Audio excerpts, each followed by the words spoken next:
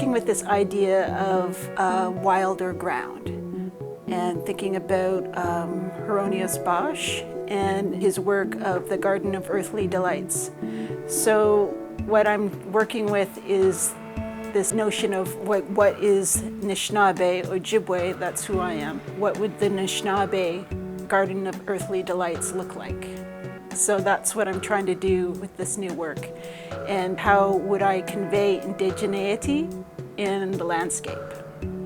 What I'm doing is sort of switching between the iconic and what I could be using in terms of Anishinaabe sort of style. So there's a woodland style for Anishinaabe people.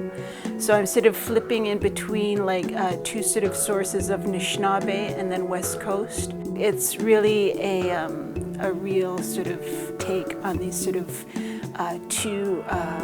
a convergence of these two sort of places. And since I'm from Ontario and I've lived out here on the West Coast for 25 plus years, I feel like these sort of things are just starting to be explored. And how could I do something really original and sort of convey land and my own connection with land and my own sense of my birth territories of where I'm from. So I'm trying to really create something that is bodily based, embodied sort of senses of being in my territory and my ancestry, but then also be respectful and sort of echo the iconography from out here on the West Coast.